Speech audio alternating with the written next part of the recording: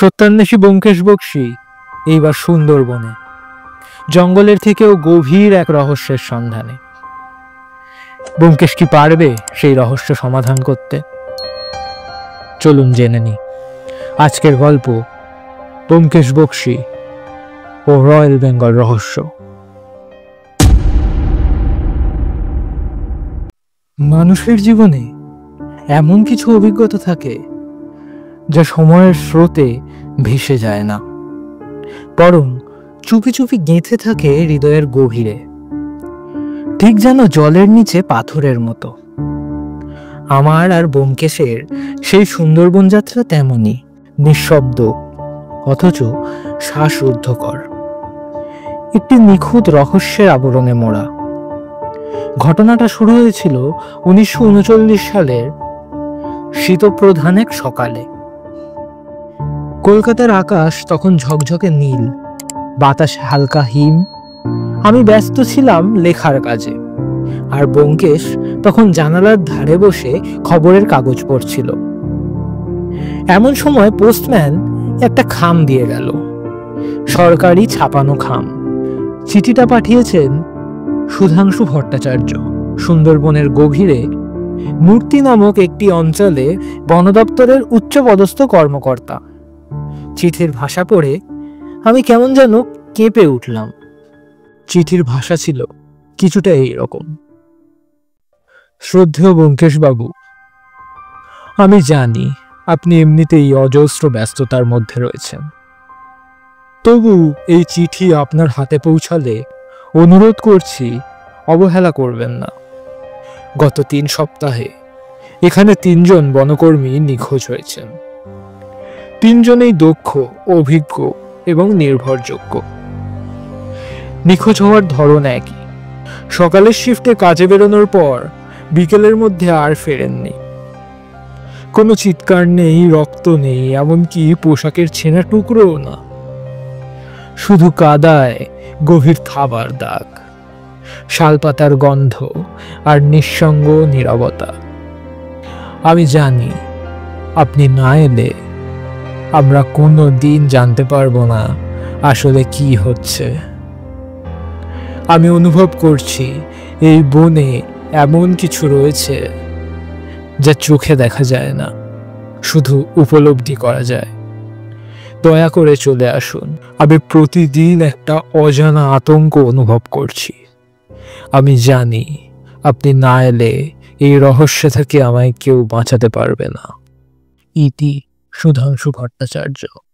চিঠিটা পড়ে ব্যোমকেশ কিছুক্ষণ চুপ করে রইল, তারপর ধীরে ধীরে জানালার দিকে তাকিয়ে বলল, অজিত, এই জঙ্গলের ডাক অস্বীকার করা যায় না। থাবার ছায়া অনুসরণ করতেই হবে। আমরা পরদিনই রওনা হলাম, ক্যানিং অবধি ট্রেনে, তারপর নৌকায় এক দীর্ঘ জলযাত্রা। ম্যানগ্রোভের গন্ধ, বিভিন্ন পাখির ডাক আর জলের অনবরত ধাক্কা, সব মিলিয়ে মনে হচ্ছিল যেন আমরা ধীরে ধীরে একটা অজানা জগতের দিকে এগিয়ে চলেছি। আমরা যখন মূর্তির ঘাটে পৌঁছালাম তখন সূর্য ডোবার মুখে। কুয়াশা ধীরে ধীরে নামছে নদীর বুক থেকে, আর সেই ধোঁয়াটা আলোর মধ্যে দেখা গেল একজন মধ্যবয়সী পুরুষ দাঁড়িয়ে আছেন যেটির শেষ প্রান্তে। লম্বা চেহারা, কাঁধ ঝুঁকে পড়া, পরনে খদ্দরের পাঞ্জাবি আর ধুতি, পায়ে লেদারের জুতো। তার চোখে মুখে এক অদ্ভুত মিশ্র ভাব, ক্লান্তি, দ্বিধা আর একটুখানি অভ্যস্ত সৌজন্য। মনে হচ্ছিল ব্যক্তি হিসাবে বেশ শিক্ষিত, তবে ভিতরে কিছু একটা যেন চেপে রাখছেন। তিনি এগিয়ে এসে বললেন, আপনি নিশ্চয়ই ব্যোমকেশ বাবু। আমি সুধাংশু ভট্টাচার্য, মূর্তি বনপরিমণ্ডলের সহকারী সংরক্ষক। গলাটা স্বাভাবিকের চেয়ে একটু নিচু, যেন অনিচ্ছাকৃত চাপার স্বর। ব্যোমকেশ হেসে বলল, আপনার চিঠি পড়ে আমরা বেশ কৌতূহলী হয়েছি। সুধাংশুবাবু সামান্য হাসলেন, তবে সে হাসিতে স্বস্তি কম, সজাগতা বেশি। তার চোখ একবার আমাদের দিকে আরেকবার আশেপাশে, যেন কেউ তাকে দেখছে কি না সেই খোঁজ নিচ্ছেন। আমি লক্ষ্য করলাম তিনি চোখে চোখ রেখে কথা বলছেন না। কথা বলার সময় কাঁধ একটু নিচু হয়ে যাচ্ছে, আর প্রতিটা বাক্য যেন জোর করে বেরিয়ে আসছে। পেশাগত ভদ্রতা ঠিক আছে, কিন্তু তাতে উল্টো একটা কৃত্রিমতা ধরা পড়ছে, যা প্রথম দেখাতেই মনটা কেমন করে তুলল। আমরা গেলাম বন বিভাগের অতিথিশালায়। তারপর সুধাংশুবাবু বসে কিছুক্ষণ গল্প করলেন। তিনি বললেন, 3 জন মানুষ 3 ভিন্ন দিনে নিখোঁজ হলো। প্রত্যেকেই খুব অভিজ্ঞ শিকারী। হারিয়ে যাওয়ার দিন সকাল সকাল সবই স্বাভাবিক ছিল, বিকেলের পর থেকে আর কাউকে দেখা যায়নি। তবে প্রত্যেকবারেই কাদায় দেখা গেছে গভীর থাবার দাগ। আমি একটু ঠাট্টা করে বলেছিলাম, বাঘ তো নতুন কিছু নয় সুন্দরবনে। উনি গম্ভীর হয়ে বলেছিলেন, ব্যাপারটা ঠিক তেমন নয়।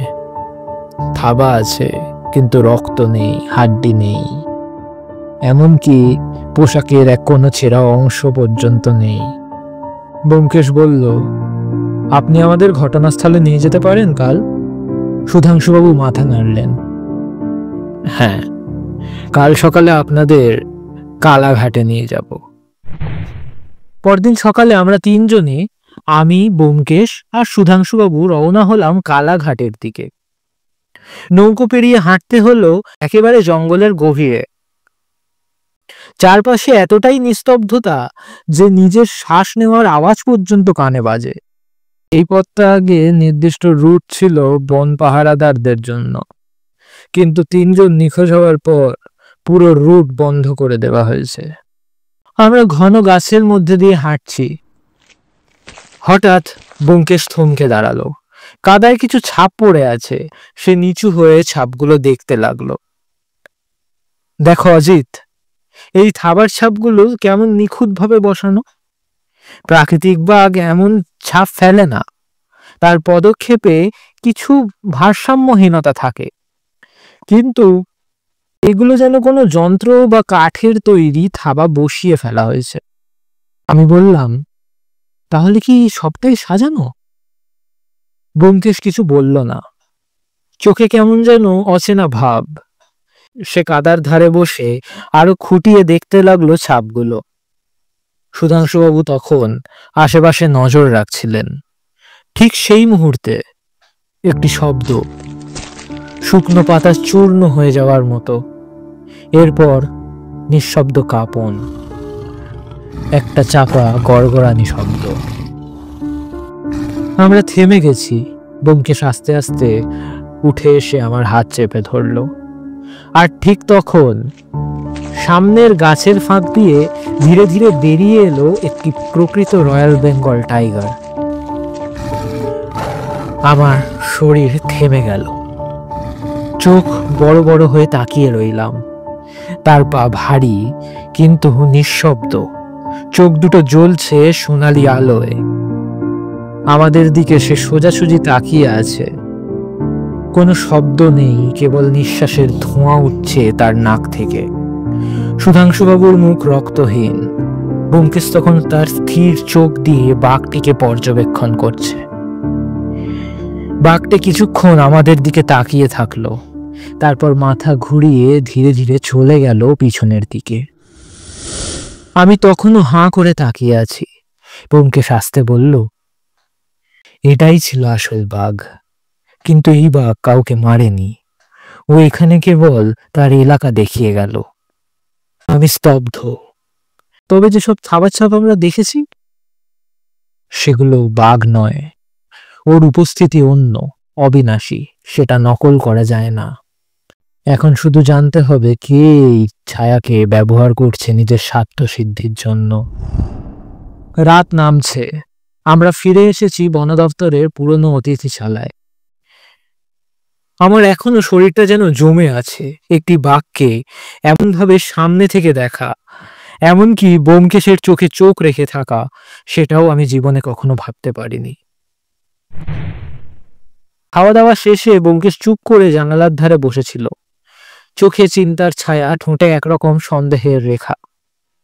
আমি কিছু বলতে যাচ্ছিলাম, তখনই সে বলল, সুধাংশুবাবুর চোখে একটা অদ্ভুত দ্বন্দ্ব আছে অজিত।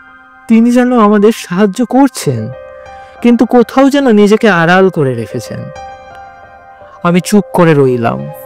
ব্যোমকেশ আবার বলল, 3 জন নিখোঁজ হয়েছে, অথচ কোনোদিনই পুলিশের রিপোর্ট করা হয়নি। সেটা বন দফতরের অভ্যন্তরীণ ব্যাপার বলে চাপা দেওয়া হয়েছে। কিন্তু আমি নিশ্চিত এখানে কিছু একটা গন্ডগোল নিশ্চয়ই আছে। সেই রাতেই আমরা চুপি চুপি গেলাম রেকর্ড রুমে।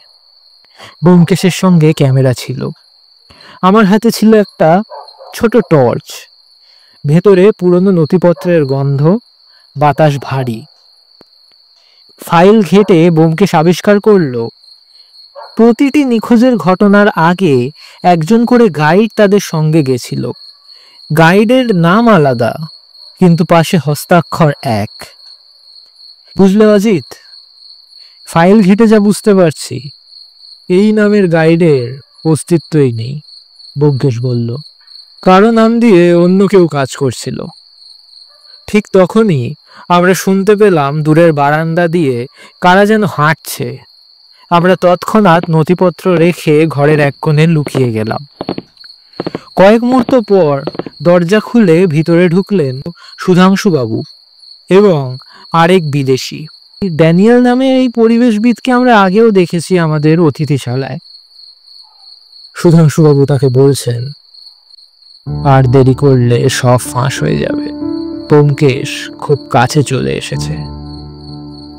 ড্যানিয়েল ফিসফিস করে বলল, কাল রাতেই তাহলে জিনিস পাঠাতে হবে, রেজিস্টার, খাঁচা সব পরিষ্কার করে তাহলে। আমার হাত কাঁপছে। সেই কাঁপা হাতেই ক্যামেরা টিপে দিলাম। ক্যামেরা নিঃশব্দে 2টি মানুষের ছবি সংগ্রহ করলো। ব্যোমকেশ আমার কানে ফিসফিস করে বলল, এখনই সব প্রমাণ সংগ্রহের শেষ মুহূর্ত। সেই রাতটা আমরা আর ঘুমাইনি।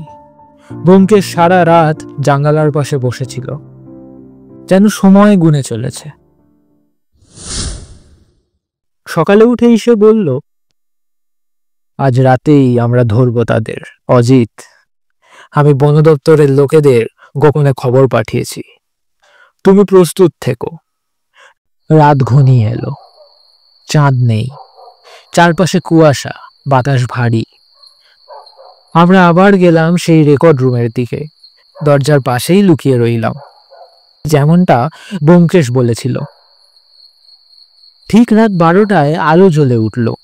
ঢুকলো ড্যানিয়েল, তার সঙ্গে মুখে কাপড় বাঁধা আরো 2 জন, এবং অবশেষে সুধাংশুবাবু। সুধাংশুবাবু ফিসফিস করে বলছেন, বাকি চালানগুলি আজ রাতে পাঠিয়ে দিতে হবে। এই বনে রয়্যাল বেঙ্গল টাইগার এখনো আছে, এবং ওদের ছাল পাঁজর বিক্রির দাম এখন আকাশ ছোঁয়া। ব্যোমকেশ হয়তো কিছু সন্দেহ করেছে, কিন্তু প্রমাণ ছাড়া কিচ্ছু করতে পারবে না। ঠিক তখনই ব্যোমকেশ ধীরে ধীরে ঘরের ভিতর প্রবেশ করলো। গলার স্বর ঠান্ডা, অথচ অসীম দৃঢ়তায় ভরা। সুধাংশুবাবু, আপনার মতো একজন সরকারি কর্মকর্তা যে এইভাবে জঙ্গলের ভিতরে আন্তর্জাতিক বন্যপ্রাণী চোরাচালান চালাচ্ছেন, তা ভাবতে পারিনি। ঘরের সবাই স্থির। ড্যানিয়েল পেছন দিক থেকে পালানোর চেষ্টা করলো, কিন্তু সঙ্গে সঙ্গে পিছন থেকে 2 জন বনরক্ষী ও পুলিশ এসে তাকে ধরে ফেলল। ব্যোমকেশ তখন টেবিলের ওপর রাখা থাবার ছাঁচ পোড়া নথিপত্রের দিকে দেখিয়ে বলল, আপনার তৈরি করা নকল থাবার ছাঁচ বনজীবীদের বিভ্রান্ত করতে সফল হয়েছে।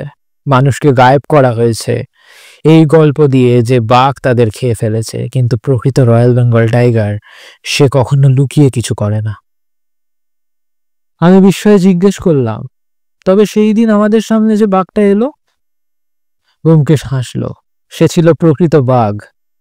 সে আসলে আমাদের চোখ খুলে দিয়েছিল। প্রকৃত হিংস্রতা কেবল প্রকৃতির নয়, মানুষের মনেও থাকে। সুধাংশুবাবু কিছু বলল না। তার মুখে তখন অসহায়তা, লজ্জা আর পরাজয়ের ছায়া। ট্রেন তখন ধীরে ধীরে ছাড়িয়ে আসছে সুন্দর বনাঞ্চল। জানলার ধারে বসে ব্যোমকেশ দূরের কুয়াশাময় বনের দিকে চেয়ে আছে।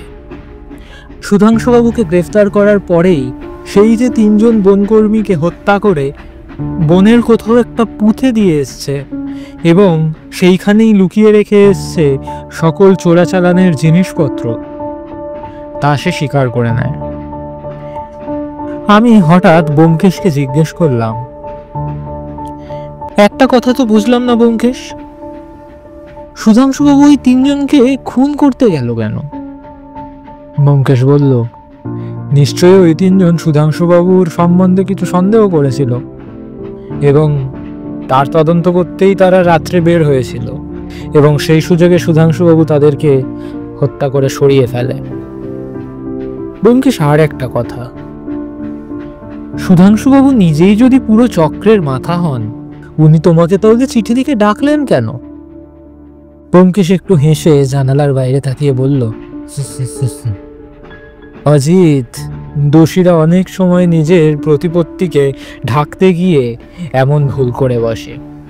সুধাংশুবাবু ভেবেছিলেন আমি আসব, 2 দিন জঙ্গল ঘুরবো, কিছু বাঘের থাবা দেখে বলবো দুঃখজনক ঘটনা, আর শহরে ফিরে যাব। তাতে তিনি বরং নির্দোষ প্রমাণিত হতেন, কেউ তার প্রতি আর সন্দেহ প্রকাশ করত না। আমি চুপ করে শুনছিলাম। সে আবার বলল, কিন্তু একজন তদন্তকারীর কাছে থাবা নয়, থাবার ছায়াটাই বেশি গুরুত্বপূর্ণ। আমি যতটা দেখিনি তার চেয়ে বেশি পড়েছি মানুষের চোখে, বিশ্বাসঘাতকতার আড়ালে চাপা পড়া আতঙ্ক, প্রশ্নের জবাবে টালমাটাল ভঙ্গি এবং একটা গন্ধ, অপরাধের গন্ধ। আমি ধীরে বললাম, তাহলে তুমি প্রথম থেকেই বুঝেছিলে? সে মাথা নাড়ল। প্রথম দিনই যখন শুনলাম 3 জন নিখোঁজ হয়েছে অথচ কোনো পুলিশ রিপোর্ট নেই, সেইখানেই আমার সন্দেহ জাগে। বুঝলাম সেই জঙ্গলে প্রকৃত বাঘের থেকেও বেশি হিংস্র এক মানুষ ঘুরে বেড়াচ্ছে, যে নিজেকে কারোর সামনে প্রকাশ করতে চায় না। আমি জানালার দিকে তাকালাম। দূরে ম্যানগ্রোভের জঙ্গল কালো রেখার মতো ছুটে যাচ্ছে পিছনে, সেই জঙ্গল যেখানে বাঘ থাবা ফেলে না, মানুষ ফেলে।